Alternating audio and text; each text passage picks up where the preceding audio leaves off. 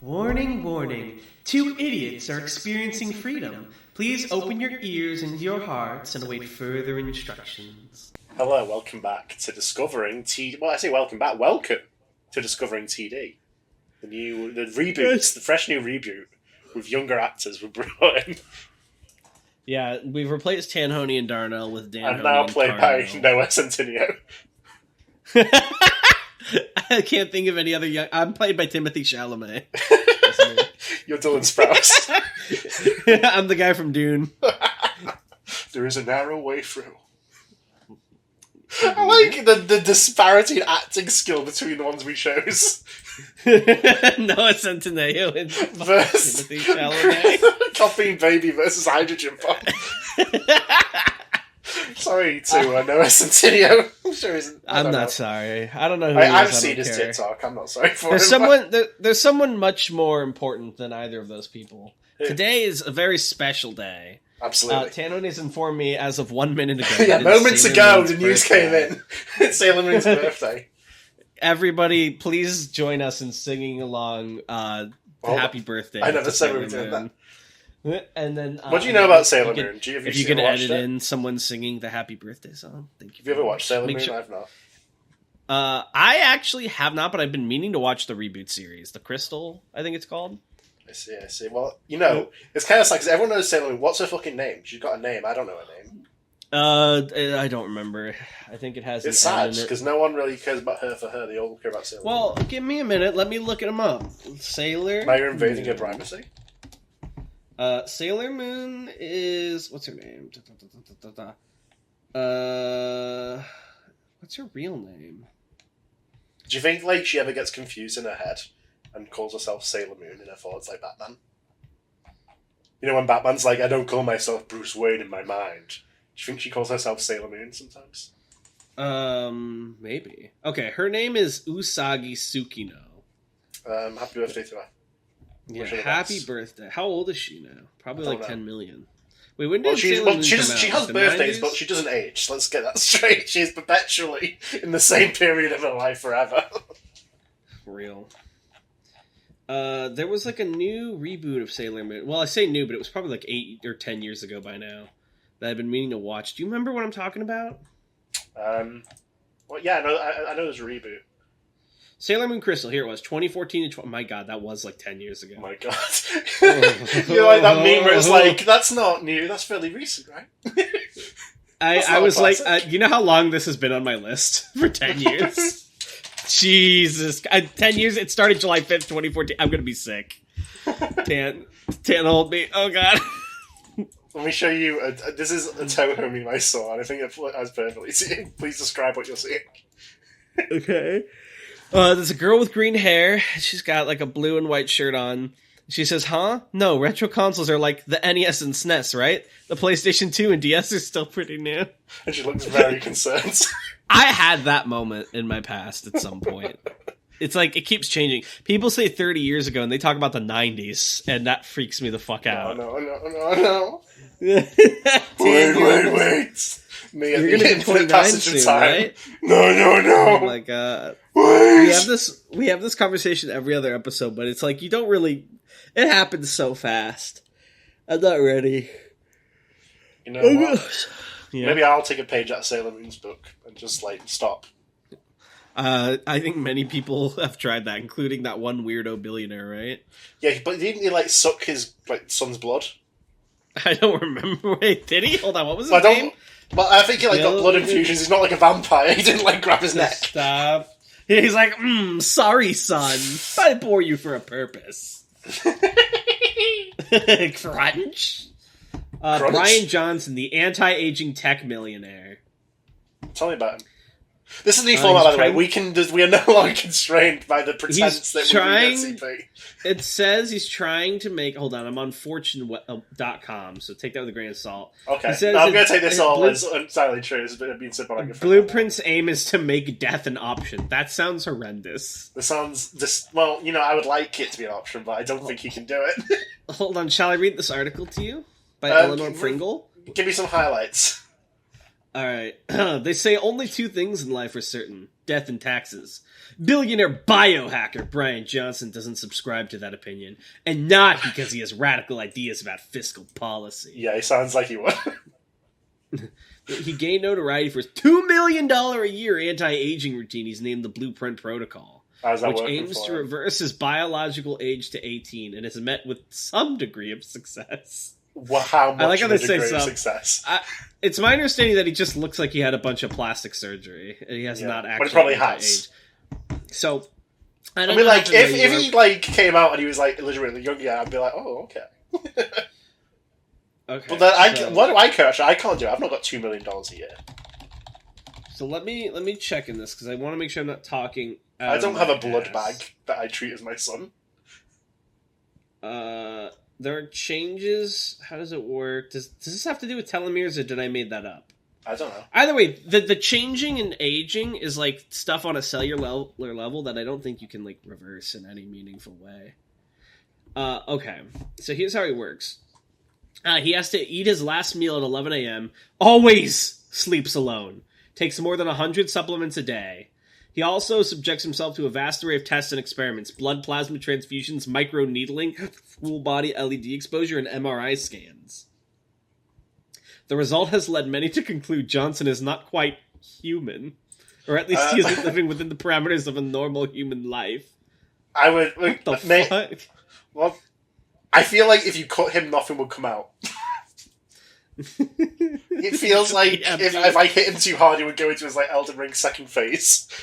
You slice and there's like steel whirring underneath, and he He's goes, like, you've seen it happen to you. He's like, he staggers back like, forgive me, Bill Gates. And it opens as like a fucking eye inside. Windows to the soul. That's his ability. The more I read this, the more depressed I get. Yeah, but it's like, when does his actual life happen, though? It doesn't. He dedicates it all solely to existing forever, I guess. But existing in what capacity? Because you're not enjoying it. What's the point? He's taking 100 supplements a day. He's doing all this exercise, all these transfusions. His last meal. That's not love of life. That's just fear of death. That's what I'm saying. I mean, like, if like a magic genie came and said like immortality and you can turn it off whenever you want, I'd be like, fuck yes, immediately. Give me that shit. I don't even think it's working because it's not reversing his aging. He just like looks young and is like. I don't even get know plastic surgery at that point. If it's just for vanity's sake, just get plastic surgery. Don't have to have a million supplements a day. Interesting. Yeah. Johnson was clear his work is not a competition, but rather part of a wider shift in mentality to longevity. It sounds like mental illness. I'll say it right now. It doesn't matter what my life expectancy is. It doesn't matter if I die or not, he said. It's that we are thematically, objectively, functionally engineering our way to don't die as a species. I don't like that. It sounds a lot like that sounds like Cope, to be honest. It sounds like he really does care whether or not he dies. It sounds like he cares about it more than anything. At least I'll make progress. What progress? This is terrifying. No one's doing this.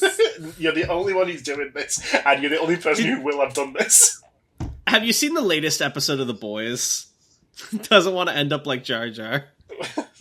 Wait, Jar. Oh, yeah, Jar Jar. Don't end up like Jar Jar. Let him go.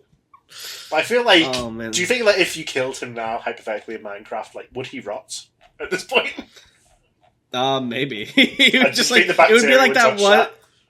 It'd be like that weird Hobbit when it died in fucking Smiling Friends. I've not seen that. Oh my god, we gotta watch Smiling Friends together at some point. Yeah, I don't know. This is terrifying. I don't. Well, I don't want to interact his money, with this person. I guess. It should be going to me. Do you know what I would do with $2 million a year? Get 100 supplements to live forever. Fuck! You stole my answer. We're just jealous. Let's be honest. We're just jealous. We want the supplements. We want the child. I want $2 million. You know what I would do with $2 million a year? I would live a peaceful life. I would make good happen in the world.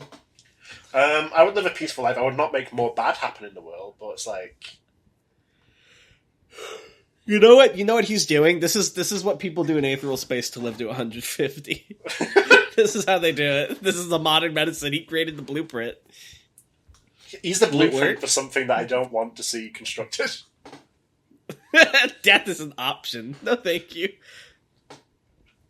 All right. I wouldn't mind death being an option. I wouldn't mind saying no to that. To be honest, but I don't. Why don't I flip the switch? If it was like you have an injection, you now do not age. Fuck yeah.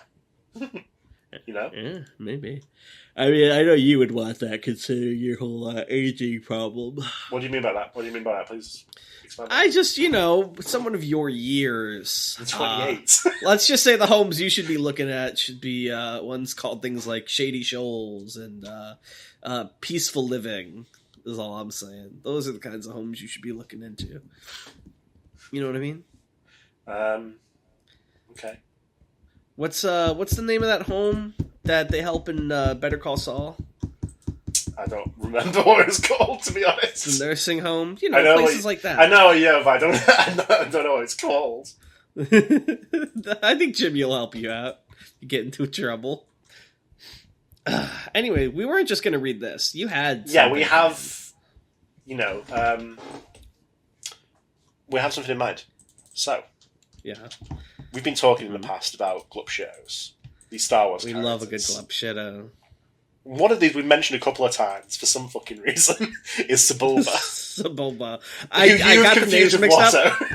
I thought Watto was Sebulba. It's not just that. I think you fused them together into one character with contradictory motives. I seem to do that a lot. I don't know why. I because mesh characters in my head. Watto is the slave owner of Anakin, who puts him in the race to win and bets on him. But in your mind, he was also entering the race himself to bet against him. No, I got confused. So we'll clear the air and find out the true story about Sebulba. What's going on with him? Yeah, can you link me the Sebulba wiki page? Absolutely. Here's the Wikipedia. That's Sebulba? That's Sebulba. Really? That's what his face looks like. Yeah, we've got an opening quote about Sebulba as well, between Watto and Qui-Gon Jinn. Sebulba there.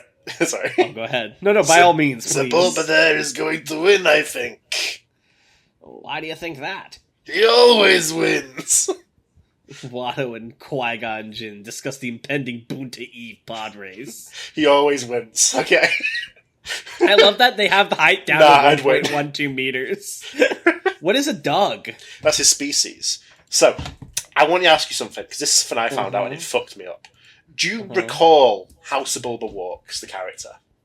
On his hands? Mentioned it was on his hands. Yeah, but he walks around on his hands. It's fucked, because there's an episode of the Clone Wars where we go to the Dug planet and we meet other Dugs. And guess how they walk? Normal? They walk normal. He's just a freak. He's just a freak. He was like the Teal'c Jade of his race. I was watching, why are they walking normal?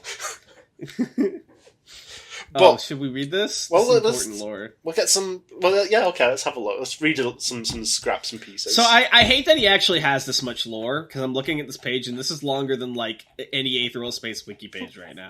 The Wikipedia is deranged.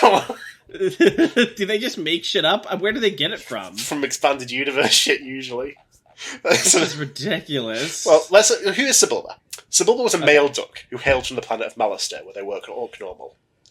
A vicious pod racer pilot who flew a massive orange pod racer.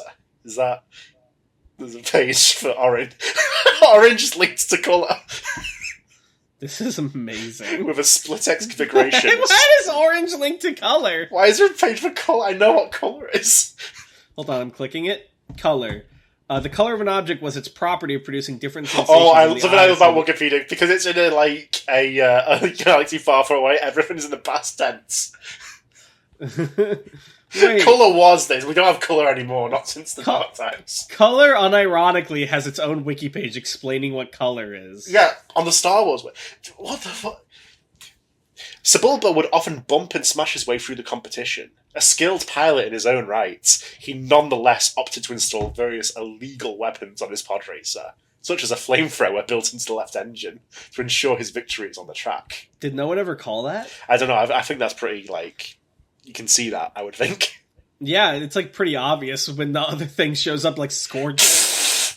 I don't know what happened. I like how it points out that he doesn't need the weapons. He's just not got confidence. He's good, but despite that, his insecurities hold him back and drag down his pod weight. All I'm saying is, make a new Star Wars movie about an aged, bitter Sebulba. Bring in Idris Elba to play his friend. Let the dollars roll in. We just make anything now. It's like Logan.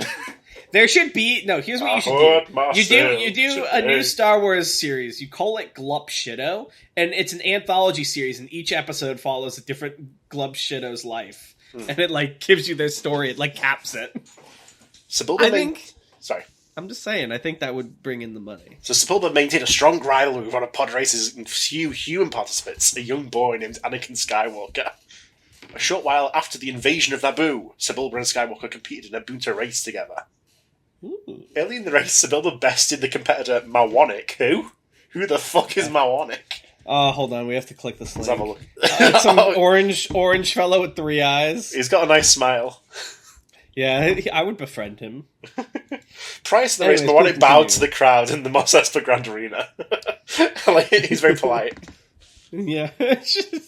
They literally mention every tiny detail. What other fandom cares this much? The two continued the battle for first place until Sebulba crashed into the desert sands after his cockpit got tangled with Skywalker's engines. The wreck paved the way to victory lane for Skywalker, which earned the boy his freedom from slavery. Sebulba survived his wreck and continued to race into the Clone Wars. Sometime later, Sebulba abandoned pod racing and began a career in battle racing. Oh, that was just the beginning, by the way. Fuck you. You thought that was the That end was the summary, I guess. There's more detail. Now we need skills and abilities. I don't care about his history, to be honest. Let's have a look. Skip to personality and traits. Hold on. The Doug from Malastare. Oh, that's just his race. Let's skip to personality and traits. Yeah, you're right. Sebulba was an arrogant and aggressive individual. That's a matter of perspective, buddy.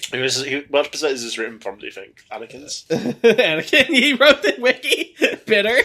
Many of the competitors in the Bunta wished to beat the dog on a personal level, including Gasgano and Rats Tyrell. From Game of Thrones. Rats Tyrell. Tyrion Lannister. Sebulba walks into the fucking wedding hall and they close the doors. Oh my god, no! Sebulba would have. I'm sorry. Sebulba would have pulled out his flamethrower on his cart and been like, time to roast some Lannisters. Watto steps in front of him like, the Lannisters, they send their regards, Sebulba. Why didn't if Watto wanted Annie to win, why didn't he give Annie a gun on his cart? I don't know. He didn't really care that much, I don't think. I see. Please continue, by the way, the personality and traits. Absolutely. We'll tell you more about this gentleman.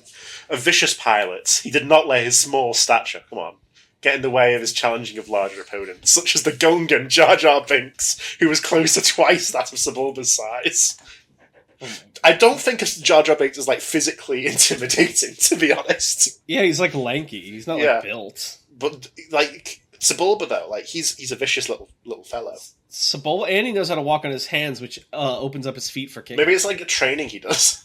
He just walks on his hands everywhere. He finally, it's like taking off the training weights. The Elden Ring phase 2, where he stands up on his feet. My Watto, I will avenge He's like, forgive me, Watto. He rips off the flamethrower from his cart. Bear witness!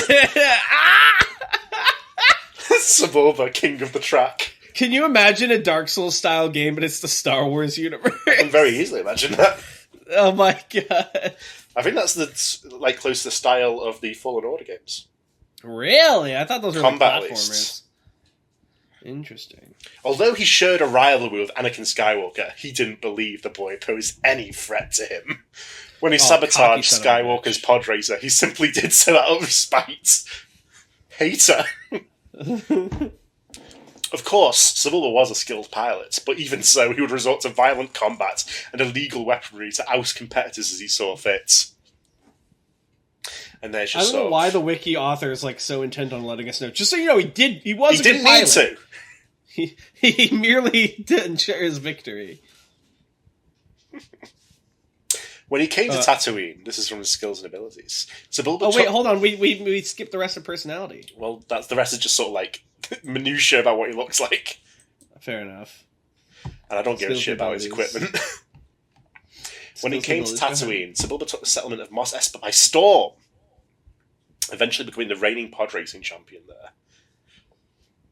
A skilled pilot, he was regarded as the reigning Bunta champion, even though he was not the course's sole victor prior to the Bunta.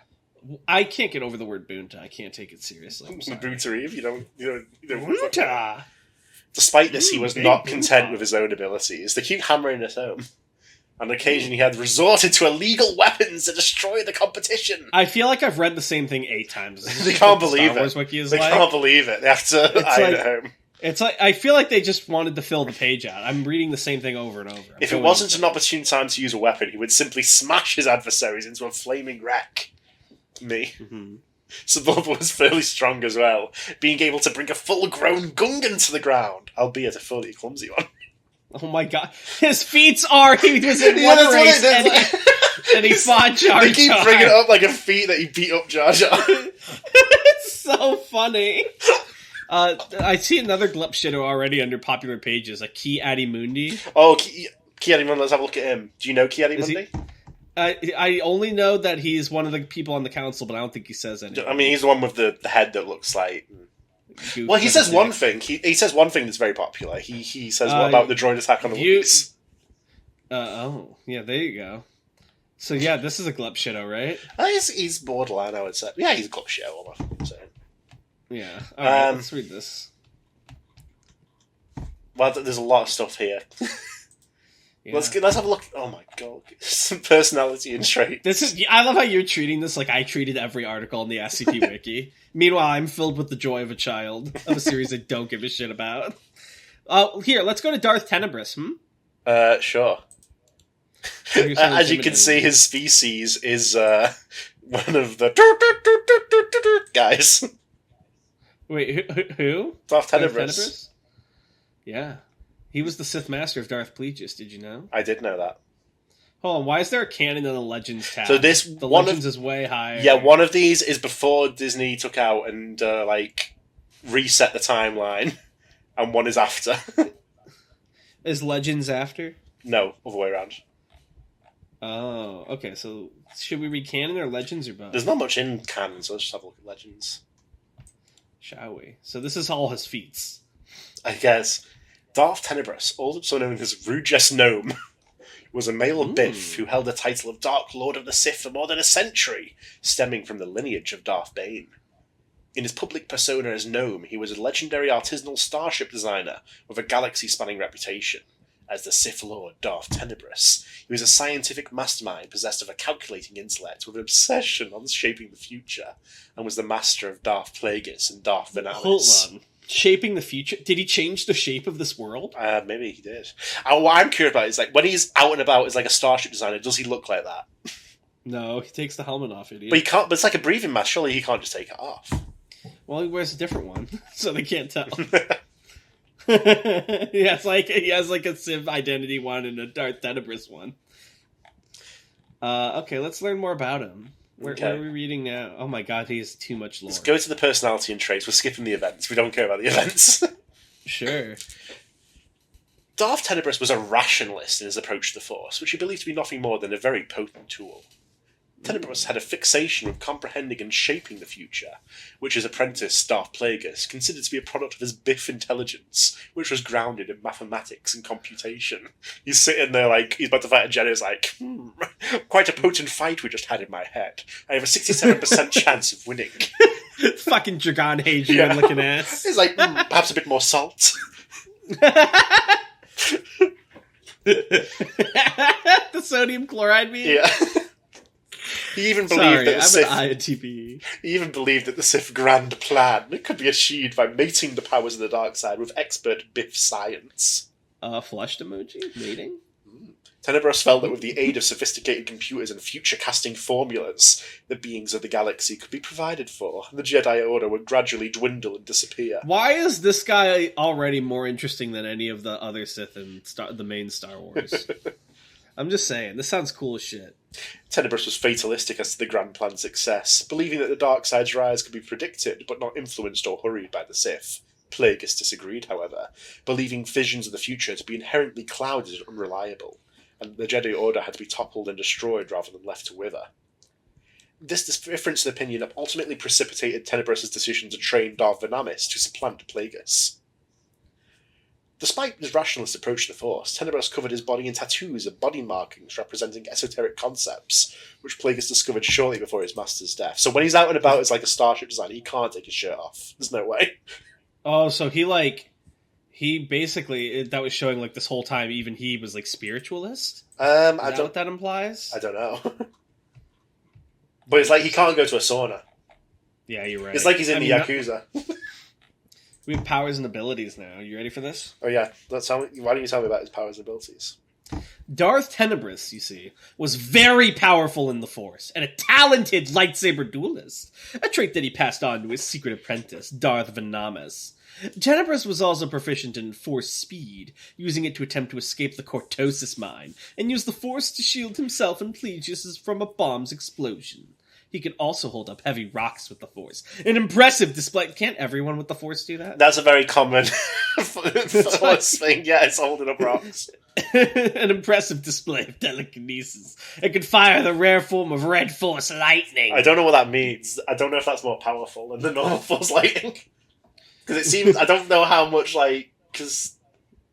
how come the Sith get all the cool powers and all the Jedi get to do is, flips? You know what I mean? I don't know. The Sith are I have Force choke, I have lightning, I can fucking There's some heal cool people. light stuff, Luke Skywalker projected himself across the fucking galaxy. Yeah, to fucking send a message, not to fight. Yeah, but that's because he's peaceful, though. That's stupid. The Jedi should have cool powers, ancient... I don't know, they should combine, Max. I don't know. I used to think the Force was boring, because all Jedi do with it is, move stuff or flip around. You know, they're just lightsabermen. Yeah. Anyway, moreover, Tenebrous had powerful precognitive ability. Kojiro? Able to foresee his own death. Something even Darth Sidious and Darth Caedus were unable to do. In addition, Tenebrous designed his own starship and invented his own retrovirus that could turn his midichlorians into... Fuck off. What the fuck are maxichlorians? I've read this book. I don't remember that. Into maxichlorians, as he had great knowledge of the former, knowing which counted belayed great power. I hate that they kept Maxichlorians were a creation of Dark Tenebrous as a way to achieve a form of eternal life. These maxichlorians were long-lived midichlorians that would linger after Tenebrous died, instead of migrating back into the Force. After dying, these midichlorians remained, containing his consciousness. They flew out of his old body and into his apprentice Darth Plagueis, essentially giving Tenebrous a host and giving him access to the apprentice's foresight. However, after realising Plagueis' future failure would destroy his plans, Tenebrous panicked and shot himself out of Plagueis' body, where he was forced to relive his final moments and afterwards in a loop, over and over, seemingly for all eternity, unless the Maxichlorians ever died. Jesus Christ. Jesus. Where was this? Apparently that wasn't in the book. I guess Plagueis wouldn't know about that. It was in Star Wars Insider 130. Where did it happen? What do you mean? Oh, I see. Jesus, so that's fucked up. Just bear in mind that whatever Star Wars media you're reading, Tenebrous is going through the Gold Experience Requiem. Wait, how do we get a random article in the wiki? I don't know. Random page, here we go. Ooh, Juggernaut 5. That's useless to me. You got anything good? I don't know. Who the fuck is Juggernaut 5? Let me get a random... It's like a car. Oh, I got one. Here's a true blood Lando Capes. Lando Capes was a clothing store located in the town Ponzora on the planet Abafar during the Clone Wars. It specialized in capes. That's all that's written about it. Fantastic. What else is there? There's got to be something of worth here.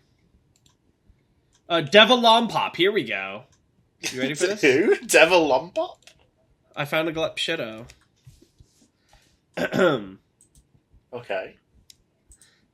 Diva Lompop was a shiny female bounty hunter, marauder, and mercenary who operated from the time of the High Republic into the Imperial era. By the time of the Galactic Empire, Lompop had a debt to Jabba the Hutt that amounted to more than credits, and caused Lompop to be routinely summoned by the Hutt gangster for various missions. Lompop is so a fucking funny name.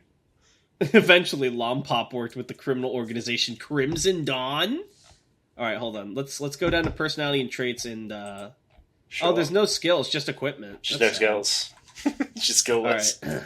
Can you do personality and traits? Absolutely. I hate cold food. Devil Lompop prior to eating John Brock. Devil Lompop was a renowned bounty hunter, though some of her colleagues held her in contempt. Lompop was a capable combatant, able to match or even exceed the ability of Boba Fett while fighting John Brock's men. Boba Fett's Impossible! He's the strongest! He's the honoured one of bounty hunters. That's what it feels like. In the movies, he does fuck all, but... Yeah, everyone talks about him like he's the god of bounty hunting. In the movies, though, it's all expanded media. It's so fucking weird. Because, if you watch the movies, he shows up in, episode 5, and there's a little scene where Darth Vader implies that he's, really strong. He's like, don't kill them now, don't blow them up, Boba Fett. And then he just, hangs out with Darth Vader, and Darth Vader captures them and says, okay, you can have Han Solo, Boba Fett, bye. And then he flies and leaves the movie with Han Solo. He comes back in episode 6. He sort of hangs out with Jabba for it. He just stands around. The big fight starts, and Han Solo is blind, and he accidentally hits Boba Fett and sends him flying into a pit. And that's the end of his appearances in the movies. I'll be honest, I didn't process anything you just told me. Well, all you need to know is he does fuck all, and then he seemingly dies. That sounds right. I don't know. People always gas him up in universe. I heard the Boba Fett show It's also all expanded. Oh, he was fucking awful. Because I heard his whole thing It is was he's bizarre. this bounty hunter, right? But he was a pacifist in the show. Yeah, no, so he's like, oh, I'm sick of being a bounty hunter because I have to do all this shit and I never get enough money and, I'm doing dangerous shit and it's not worth it. I'm going to be the one in charge. I'm going to be giving the orders. So he goes to where Jabba the Hutt used to live, where Jabba's, assistant is now in charge. He shoots Jabba's assistant. Uh-huh. He just fucking kills him, kills everyone there. Sits down on the throne with his one friend that he brought with him. He's like, I'm in charge now. And everyone's like, okay. That's the series? Well, no, that's the beginning. That's the setup. So he's just okay. he's trying to take over. He's like a crime lord. But he doesn't want to do any fucking crimes. It's like, oh, what about the drug trade? Oh, we don't do that. It's like, what do we do? I don't know. He just sits there. He's like, I'm in charge now. What are you in charge of? That's so funny. Wait, fuck. Will this be funny if we watch it, or does it just suck? It just sort of sucks. But it's so bizarre because it's like they keep trying to start the plot, and eventually they give up and just some randos show up and he kills them. That's so funny. What's the point? Honestly, don't know. Well, the point was to kill time until Mandalorian season 3, I assume. I feel like every time I hear about a Star Wars series aside from Andor, it just sucks. Andor's so fucking good. I've been watching it. It's actually peak television. Do we have to watch Andor? It's night and day between every other Star Wars TV media. Really? It's night and day. Even Clone Wars? Absolutely. Can we watch Andor? Sure. Will I enjoy it if I'm not a Star Wars head? I would say so, yeah. Alright, I believe you. Alright, we were reading about Devil Lompop. Devil Lompop, yes. Absolutely. What was I fucking saying? It was rumored that... Yeah, other members of her species, she had sharp, jagged teeth and the ability to unhinge her jaw. It was rumoured that her species could swallow sentience whole, but she was unable to completely consume John Brock's head due to his horns. She healed quickly, despite having half of her face and body charred by Boba Fett's flamethrower. She had no signs of her injuries by the time she was hired to track Fett down. Her information-gathering enterprise had many employees and elaborate headquarters. That's so fucking funny to think of, about him having employees. You'd think Boba Fett had people on retainer? No. Well, his clones, I guess. Well, no, they don't work for him. Yeah, he had nothing then, I don't know. It's do you think he has a lawyer? Honestly, if Boba Fett's kind of a jobber. Everyone hypes him up. He never does anything, and all of his clones suck, too. So, he kind of just sucks, right? Your silence worries me. Did I take a step too far? No. I'm pretty. Oh my god, I froze. I'm thinking. Boba Fett. Scrambling for a Boba Fett feat. I am actually trying to think of anything he's ever fucking done. Yeah, all he does is he beat up fail. he beat up some stormtroopers, but they're not people. They don't matter. Those are things. They're also clones of him, so he's beating No, himself. stormtroopers are not clones. I thought, okay, which one's... Clone so troopers are clone clones. troopers, Okay, it gets confusing. They all look the same. Yeah, clone troopers They wear the same suits. were clones. They're not cloves, clones. And but after the war, they were like, these clones are too fucking expensive, and we just saw that like the brainwash. And what if someone took over the brainwash and was like, clones, thanks for the war. You're now all retired. Good luck. So they're all like homeless after the Clone Wars, and then they start recruiting the stormtroopers. Based. Yeah, why were the clones so expensive once you had them? I don't know. I don't know really. But it's like in the Obi-Wan show, Obi-Wan Kenobi's like walking down the street, and there's like a clone like, "Gotta spare some change for a veteran." Oh my god! Wait, like, I heard the Obi-Wan show sucks too. It's not very good. I wouldn't say it sucks. It definitely does not suck as much as the Boba Fett show, but it's still not very good. Mm-hmm. My lord. Alright, please continue. Devil Lompop? Devil Lompop. Let me tell you more about her. Her personality was sardonic, and it was sometimes unclear when she was joking or threatening others. I don't care for these characters. She lived up to the reputation of her species as man-eaters, remarking to Boba Fett that she usually ate her former romantic partners, threatening to eat Avan Staros and a young bully who'd been tormenting Roma, and once remarking that she'd look for someone to eat on Naboo after a job. Jesus, I thought it meant something else, to be honest, when it said man-eaters, but... She preferred her meals to be alive, remarking that she had a distaste for cold food. Although she also enjoyed roast Gara bird served at Jabba's palace. I guarantee that's one line in one comic, and they're like, read it, it's like, gold, I've got something.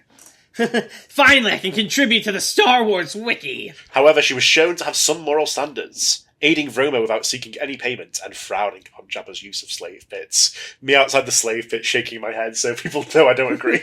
As I'm taking money from a criminal. As I'm eating a man.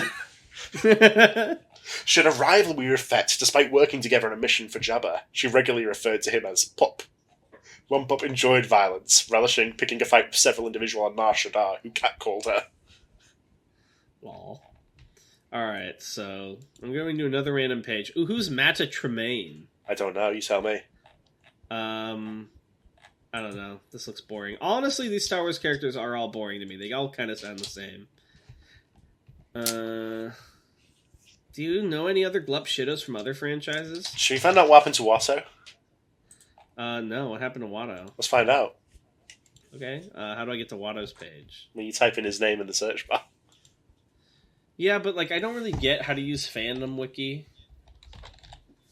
Okay, I found it, I think. Here we go. Canon or Legends? Canon.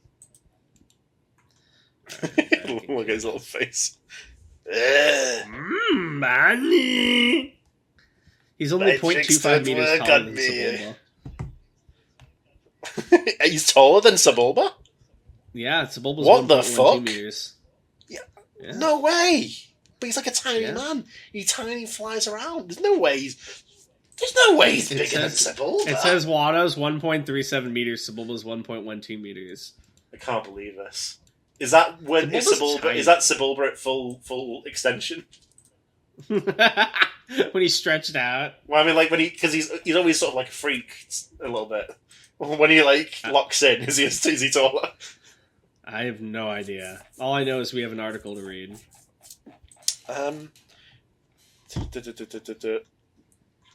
What? You think you're some kind of Jedi waving your hand around like that? I'm a Doidari, Age of the Empire. Don't work on me.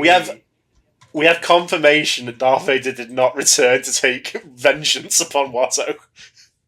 Because Age of the Empire, during his exile on Tatooine after Order 66, Obi-Wan Kenobi purchased a humidifier from Watto at an inflated price. And he fucking scammed Obi-Wan. After Kenobi was killed by Darth Vader on the Death Star, Kenobi found himself in a vision of his hut on Tatooine. He noted that the humidifier was not in the vision, among other recent additions that were missing. He then realised the vision was of an earlier time in his hut, from around 3 years into his exile. I thought that meant that Watto just came and took the humidifier back. That's funny. Look at the picture for Watto as an avid gambler. What? Look at Watto as an avid gambler. Why is it like that? Where? What are you talking about? Personality and traits, the picture. Watto wasn't.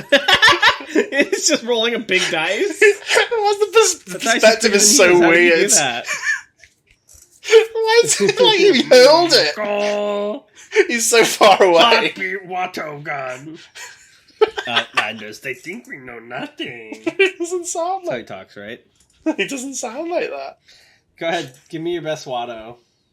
Outlanders, they think we know nothing. Annie! Can you read the Little whole personality Annie. and trade section in that voice? Watto was proud of his business and distrusting of Republic credits, which he felt weren't real enough for the tough economy of an Outer Rim territory planet like Tatooine.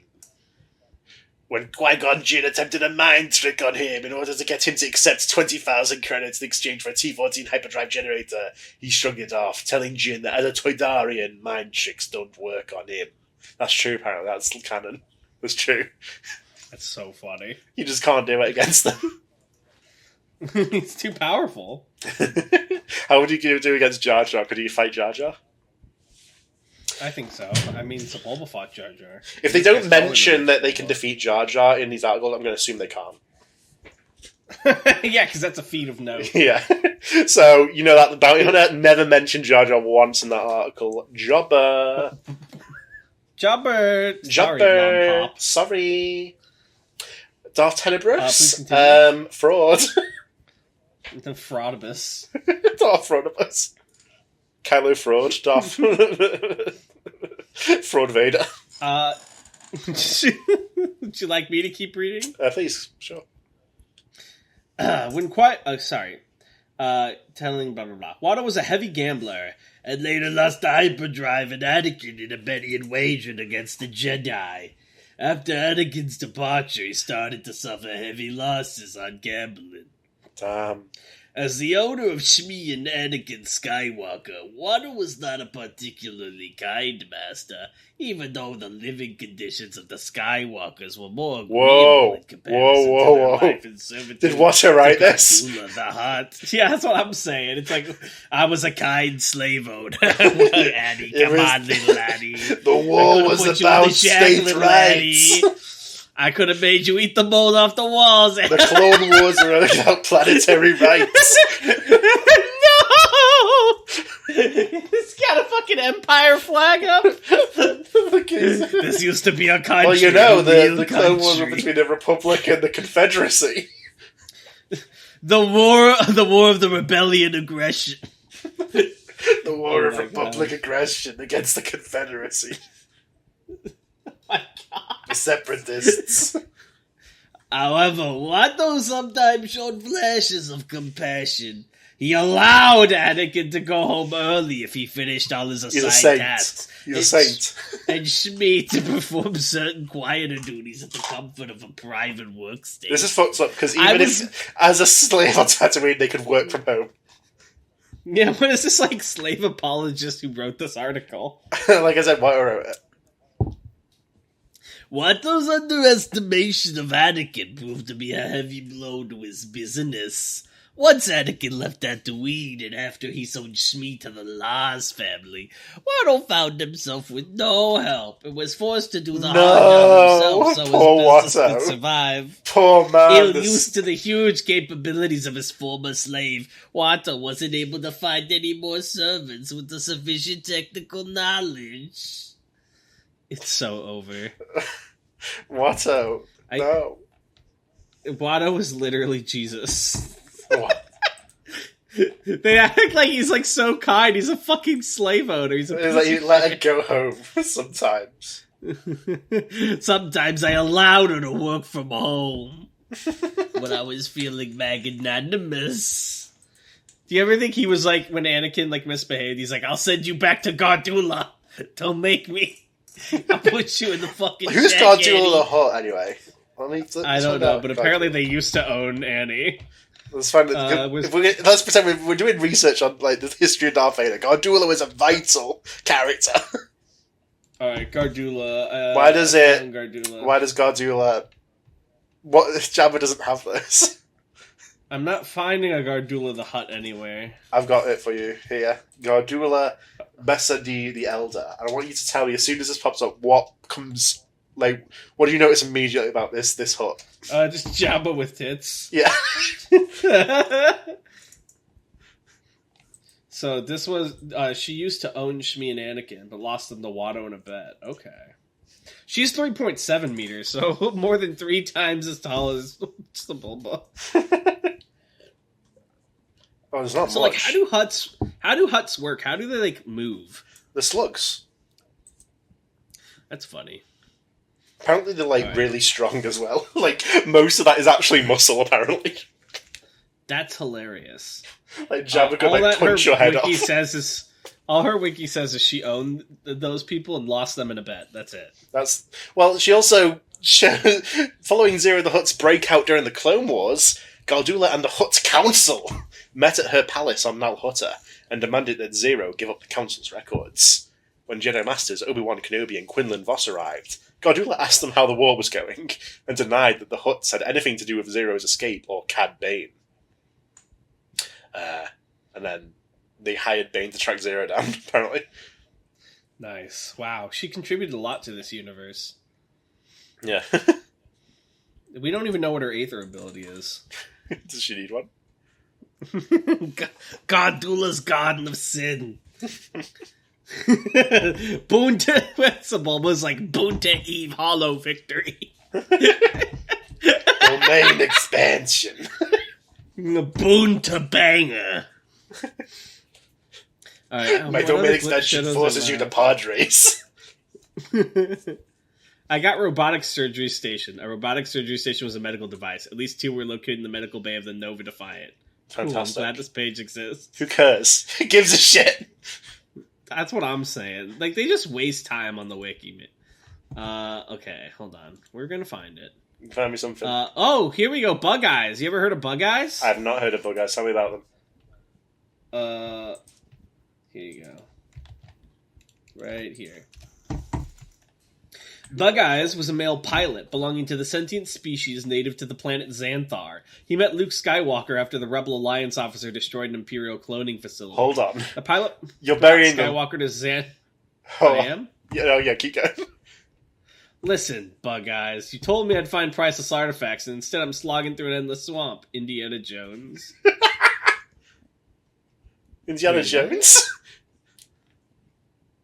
No, but it says he met with Skywalker. Yeah, the pilot in Indy. The pilot brought Skywalker to Xantar aboard a starship. Then he introduced the young rebel to Indiana Jones. That's amazing. His planet the pilot had visited sometime earlier. Oh, that's funny. So basically, in the Indiana Jones and his Desktop Adventures video game, this alien takes you to meet Luke Skywalker. That's fun. Fantastic. Okay. Not really a glup shitto. I think this is perhaps one of the most glup of shittos there is. Like, this guy showed up in, like, in the background in a Disney Plus show, people would lose their minds. And then they'd be like, they changed Bug Eyes' birthday. Disney, go woke, go broke. Here, check this out. Watcher 8 was a human male who served in the resurgent Sith Empire during the Cold War in Balmora. In 3643 BBY, he sent an Imperial to the vicinity of the Balmoran arms factory to check on his agent Veld. That's it. Good to know. Yeah, that's a club shit. Look at that mustache. His mustache looks like someone smeared it on him. Alonzo, billed as the Amazing Alonzo, was a creature trainer with Kirsch Loskner's traveling animal/acrobatic Arcadium. He controlled a trained Trompa and carried an electric prod in case the creature got out of hand. That's a glup shitto. How do you feel about Alonzo? Show me what does he look like? There's not even an image. Oh, okay. Straight up, I think he's from a book. The Game Chambers of Questal is his first and only appearance. I wouldn't bet on a second appearance for old Alonzo. God, the Star Wars community really just, like, makes up shit. Well, it's weird because a lot of it isn't me, but some, like, weird opinions come out in the articles. Interesting. Yeah, about how kind Watto was. Yeah. People love Watto. There's a lot of Watto apologists. Let's see. There's a lot of glup shittos, but they don't even have, like, image. Oh, here we go. Who's Joopy She? Who? Get ready for this. This is like a proper article. Kind of. Oh, I know this guy's face, but I don't know anything about it. Glupshido alert! He has like fingers on his face. It's freaking me out. This guy's obviously communed with the two fingers. Can you read his article for me? Canon or Legends, by the way? There's not much in canon for this guy. This poor Legends, bastard. he has slightly more to him. Yeah, he was a male Kadasha Nikto Jedi Master. Are you alive? I'm here, yeah. Can you hear me? Hello? Yeah, I can hear you. Continue, please. Why just ignore me? That's a shame. He was also a member of the Order's technical division. He's part of the Jedi tech support. He's actually human. Nice. That's just what tech support does to you. Yeah, they'll be me in 5 years. You can feel the fingers starting to grow. This is a guy, is it? Definitely communing with the greater will. Yeah, he can fucking interpret the will of the two fingers. Finger maiden. God, there's so many Glup shows, but I want ones with pictures so we can look at them and be like, Shay trained as a Jedi Sentinel, crafting a green-bladed lightsaber. That's a funny thing as well. Like, in Legends, there's very much a focus on like the old Jedi class for some reason. Yeah. Like, because they wanted the lightsaber colours to like really mean something. It's like, oh, this means you're a Jedi Counselor, you're a Jedi Sentinel. Mm-hmm. But there's none of this exists in the movies. They're just like, what colour lightsaber do you have? What the fuck? I'm still looking for a good Glup Shido. Hang on. I'm searching. Force Light. Oh, here we go. You know how I was just bitching about how Jedi don't get cool powers? Oh, yeah? Force Light was a light side force power used by the Jedi. When used against the Darksider, Force Light would weaken the Darksider's connection to the Force. With the light of the Force, a Jedi can either purge or contain dark side manifestations or nexus points, whether in places, spirits, or even living persons, though sometimes to detrimental effect. By channeling the Force into withering blasts of light side energy, the darkness can then be diminished or destroyed permanently. Force Light could also be used to sever the bond between a Sith Battlelord and his or her followers. Why didn't they fucking use this shit? Wait, hold on, I'm linking this to you. This sounds like it would have been very strong. I'm looking at it. It was for the 4 Star Wars role-playing game, that's probably why. The Dark Jedi Baldorion noted that 3 elite Jedi Masters, Yoda, Thon, and Nomi Sunrider, were prodigiously skilled in the Force, and were his prime examples, to Leia Organa Solo, of powerful Jedi that could directly energize the light side itself. Why didn't Yoda use this against Palpatine? Well, hold on. It was developed for the tabletop, but it appears a lot. Look at the appearances. It's in like a couple books and stuff. And audiobooks. It's like a proper power you can use. If Yoda went all out, it would have been fucking crazy. Yeah, if Yoda was like, domain expansion. So it's like, in the fight with Palpatine, he gets knocked down to the ground, and he gives up and leaves. But what he shouldn't, he should have fallen down and then stood up and been like, Qui-Gon Jinn, and forgive me, and then pulled his arm off and revealed an arm of light. Take everything, you shall! Summon Qui-Gon to help him in battle as well. Oh, I'm trying to find another Glup Shido before we end off here. I'm finding so many, but none of them have images. I want images. This is tragic. Come on. Give me sauce. There are so many pages on this wiki, Tan. Oh, here we go. You ready for this? Yeah. This is Zolo Sartane. Zolo Sartane. Mm-hmm. Look at him. Is this guy from Star Wars Galaxies? Yeah, yes. Yeah. Tell me about Zolo Sartane, please. Well, he was a male Nautolan, same species as Kit Fisto, as we all know. Who lived during the Galactic Civil War. In 1 ABY, he was the chief tactician of the Maulers, a criminal group that operated on Naboo. He was killed. What's ABY and BBY? After Battle of Yavin and before Battle of Yavin. What's Battle of Yavin? Is the battle in New Hope. Huh? In A New Hope, when they have they blow up the Death Star. Oh. Okay. Please continue. He was killed, sadly, during a Royal Marine Regiment operation in the Mauler stronghold. Presumably the player killed him. No! He was my favorite! Zolo Zate appeared as a non-player character in the 2003 video game Star Wars Galaxies. The game was shut down on December 15, 2011. So not only did he die, now he never lived. I'm heartbreaking. Heartbreak shotgun. Heartbreak shotgun. Me when someone confesses to me. Oh my god, this was so tragic. What's tragic? He existed. All you know is that he existed, and then he died. I've got one more, I think. Have you heard of Kebo? Kebo? I don't think I have. Look at this guy. Oh, Kebo. He's a little freak, isn't he? He's a little bit of a freak, yeah. Jesus, why so much? Who the fuck is this guy? Look at him. Oh, he's from an RPG adventure. Fuck yeah, of course he is. He's one of Greedo's people. He's a Rhodian. Okay. He doesn't look that interesting. Should we just read the comments? Yeah, sure. If you want to find out more about Kevo, check it out in your own time. Yeah, this is your incentive to look at the Star Wars fandom wiki. It's not only Kevo, though. You're only allowed to look at Kevo. Yeah, only Kevo. If you look at any other character, you will die. Beautiful. No, it's not beautiful. It'll be gruesome. It won't be an easy death for you. Watto will come out the screen. That's fucked up. Sebulba will come out the screen, and you know he can beat up Jar Jar. Imagine Sebulba, like, crawl... Because he could get through the screen, probably, because he's, like, a contortionist. Yeah, he can fucking do his goddamn arms. And he'd, like, come out and call you Bamfa Poodoo. He'd fucking summon his flamethrower. He'd be like, bear witness! Bear witness, Annie! He's like, can you believe he used a flamethrower on, like, a 12-year-old boy? I can't believe it. If you know Sebulba, you would believe it.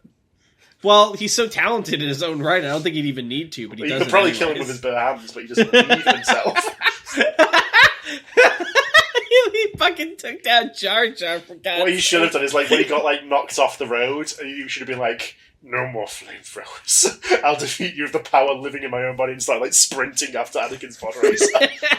He's somehow faster than the because he's been training so long. He's like, I walk on my hands to give you a handicap.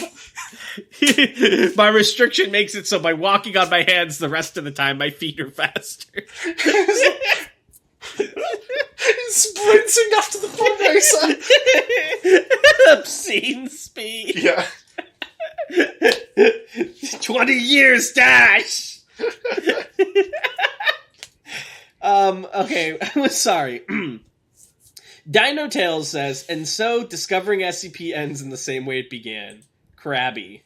Thank you, Dino Tales. What does that mean? Aji Sumer says happy birthday, by the way.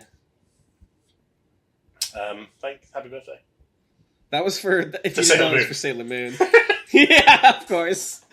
Noir Dolphin says, also, someone should make a 2-hour-long clip show that's entirely just them not reading the fucking article. That's the entirety of the show, there's no point. Noir Dolphin also says, wait, what is Noir Dolphin's photo? It's like Venom in a hoodie or something. It's badass. Noir Dolphin says, happy 200 boys, but now that you've discovered SCP, you must animate Aetheral Space. I'm waiting. You'll die waiting, I'm afraid. How have I never seen Noir Dolphin around before? They were too stealthy, look at their outfit. That's true. Daryl Griner says, came from Spotify to say Sebulba did not own Anakin, Watto did. And the guy who plays the Cantina music, which I'm sure would be censored if I said the in-universe genre, is Max Rebo. We should have had this fucking guy on. Daryl, do you know the music that Max Rebo plays in the cantinas? Do you know what it's called? It's called Jizz, yes. Yeah, Jizz music. Didn't Disney make them change it to something? Yeah, it's not called Jizz music anymore. What's it called? I don't know. You stopped caring. You didn't even care enough. Well, I only cared in the first place because it was a funny name. Land2D says, P.S. Max Rebo. I don't want to mention Max Rebo because his fate right now, as far as I recall, is uncertain. Last we saw Max Rebo, he came back in the Boba Fett show in the background, like playing in a bar, and then that bar blew up, and we have not heard about his fate. We don't see him in the bar when it blows up, but we don't know. Can you imagine losing Max Rebo for the sake of the Boba Fett show? Land2D says, there's a lot of people like posting memes like, where is Max Rebo? Is he alright? Is he safe? Is he? We don't know. Oh, I'm looking at this wiki. Can I read Land's The comment? Pike Syndicate later bombed the Sanctuary, however Rebo survives. I don't know how he survived, but it's confirmed. Ooh, thank goodness. But the wiki confirmed it. Can I finish reading Land's comment? Land says, P.S. Love you guys. Glad to be part of this community for over a fifth of my life. Here's to the next chapter. DSCP on Yaslov. There's no way. Do you think we'll get to go there? Discovering SCPs... No. Long podcasts are like cereal, right? Discovering SCP is still pretty new. This is Arc 2. Oh, well, about that. How long ago do you think the year 2020 was? No. I'm looking at the clock, it's spinning. It's fucking... It makes me feel sick sometimes. I was still in college when we started. I'm sorry I took so much from you. Oh my god, you did. You took everything. But I wouldn't have traded it for anything. Well, maybe for $2 million a year for my anti-aging technique. Look over the river over there. We'll tend the rabbits. Is freedom that way, Tan? Yeah, freedom's that way. Bang. Oh my god, you killed me. I had to. Rexodus2158 says, I think branching out into more than SCP is a great idea. Also, if you have watched 200 episodes of this, why not read 200 chapters? We have. We almost certainly have. No, I think he's telling the audience too. If they've watched 200 episodes of this, why not read 200 chapters? Yeah, you got no excuses now. Land 2D also says Bloons TD, now discovering TD. What the hell? Shithalius is a nice classic SCP. The last one you're ever going to see. No. I'm kidding. Oh, man. Do you think? Well, can I still read SCP? Ever read SCP again? Every now and then. Yeah. Each time they make a good one, so it'll take a while. But let them cook. He's showing his true colours. I hate the SCP community. No, you owe them everything. What are you doing with that knife? He's cut open hazardous toast. It's like, I didn't realise, like, if I'm on my Elden Ring, like, theme, me being hazardous toast is like Godfrey turning into Horaloo. I've given thee courtesy enough. It's such a good transformation scene. Fuck, you're making me want to play Elden Ring again. Now I fight as hazardous. Now I write as hazardous toast. Lord of the Wiki. JTKC says, warning, warning. 2 wonderful and fantastic people are going into a new era. Please open your ears and await further cool things. Congrats on the 200 episodes. When I say this podcast and community changed my life for the better, I mean it genuinely. It let me get through my military service and my first year of university. You guys have been such a positive part of my life and have led me to explore my creative side, which I never knew I had, and one I now deeply treasure. Aww. For the things you guys helped me discover, and the wonder people I've met that I can call friends and besties, thank you. Excited for what is to come, and I will rate this episode a 13 out of 10 perfect. Have a good week, guys. I want to say something, because the things we're reading right now are not things that are being rated generally. Yeah. It still doesn't make any fucking sense. You can't have 13 out of 10. Yes, you can. You can't. 13 out of 10 is not perfect. 10 out of 10 is perfect, because it's full, it's complete, there's completion. So here's what you're not understanding. Okay. Oh, no. You can have 130% of something, right? It's 130% good. It's even. Have you ever heard of Plus Ultra? Okay. Imagine. I wanted you to imagine something. I'm extending out to you a jar that can hold exactly 10 marbles. There is no physical way it can hold more than 10 marbles in this jar. You're an idiot. I put the 3 remaining marbles on top of the lid. It's not in the jar. It's not in the jar. It doesn't fucking matter. But you're not understanding. I understand. I understand. I just find it abhorrent. Have you never gotten extra credit on a test? Well, that's different. Have you? Oh, how? It's a rating. It's a grading. But it's not out of 10. No. Yeah, it's out of 100 because it's. If I get like out of 100, they don't go. Oh, you did really well. Have 200 out of 100. They go 100 and have extra credit. First of all, you're actually wrong, because have you ever actually looked at the test? If they do it that way, like I've looked at grading and how they write extra credits. Like, let's say a test is 80, you get 5 points. It gets written as, back down. Listen. If I've done this because I used to be able to see my grades in school, both in college and in high school, and I was a good student. I got extra credit. Okay. They don't write it as 80 out of 80 and then plus 5. They write 85 out of 80 if you got like 5 points of extra credit. Well, that's how they do. Fucked up too. You're fucked up. No, you're the only one in the new world. I'm the only sane man. Nobody will ever believe in you. I'm the only sane one left. You're lost in the past. I'm not lost. You're too focused on what can be. You can't even break your mind. Can't wrap itself outside of. I'm not talking about what can be. I'm talking about what should be and what should not. You're like the fascist of the rating. I'm not a fascist. I'm not a fascist. Really? Then why are you telling me what I can't do and what's unacceptable? That's not what fascism is. MT2K says, you know, you're like fucking, you're here like this. You're telling me 2 + 2 is 5, and I'm saying no. No, I'm not. The 10 out of 10 is 10 out of 10. Trying to convince me that 13 out of 10. I know damn well that's free. Oh my god, I should kill you in real life. That's the only way to. If you were like in a 1984 interrogation chamber, because they're always like, "We will not kill you. We will simply make you like us. We will brainwash you." How annoying do you think you have to be before they just like fucking forget it? Just shoot you in the head. You're not worth it. I don't know. At least as annoying as me, probably. It's like, fuck off. Never mind. Boom. MT says, we were still doing SCPs? Also, Tan, are you sure there isn't anything else to announce, like, for the Spotify community about a certain series that you said wouldn't be on Spotify? Also, I'm 23 now. Happy birthday, Sailor MT. Moon? It's MT's. Holy shit, Sailor Moon's been watching our podcast? I'm so sorry we leaked your secret identity. I'm so sorry. Gets on my fucking knees and bows. Thank you, Sailor Moon. Thank you for your service. Well, you know, she like saved the Earth and shit though, Sailor Moon. Like, if you met Sailor Moon, you would have to thank her for her service, surely. More than... Yeah. A soldier protects the country, like, ideally. Sailor Moon's protecting the fucking planet. Only MT and one other person later did our prompt, which was describe the post-credit scene. Also, my post-credit scene. The shot starts along a bar from the right. Dr. Gears is having a drink. Camera snaps to a shot of the TV showing a helicopter scene of a ritual that Dr. Gears stopped. Camera snaps back and Gears takes a sip. See? Off screen.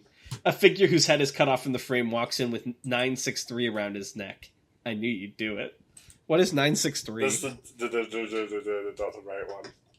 No! I don't think the fans would be excited for this first credit scene. I don't think they'd come to SCP-2. They'd burn down the studio. I think you missed from this one, unfortunately. Wait, hold on. Wasn't the prompt like write a post credits for someone who will never show up again? Yeah, I think that's why, because the other ones aren't so bright. Sugarcane Soldier said, awesome to see how far you two have gone with this, and I'm intrigued to see what you'll do in the rebrand. Also, here's my idea for an SCPCU post-credit scene. Dr. Dan. Oh shit, 682 is going to destroy everything. Does anyone have any bright ideas? A scientist walks into the room, his face half shrouded in darkness. Everyone turns to him. I don't know about ideas, but he steps forward and the shadow falls away, revealing the face of Dr. Bright. People say that I'm pretty bright. Portrayed by Kevin Spacey. Guare says, damn, 200 episodes. What a long journey this has been. And lastly, Quaker Button says, warning, warning. 2 idiots have been reading SCP files over the intercom for 200 episodes. Please put on your party hats and await further celebrations. Oh, no. I opened the door to the intercom room. We can go now. Yeah. But this is all I've known. I step out of the door. Whatever new life we find out here, I'm sure it will be 13 out of 10. Do we have to come up with a new intro? No. Warning, warning. 2 idiots are experiencing freedom. Please open your ears and your hearts and await further instructions. I'm so free. I'm so happy. Oh my god. Is this a reboot of our series? Well, yeah, it's a soft reboot. It's episode 1. Fuck. Alright, well, thank you all for watching and we'll see you next time. Bye! Bye.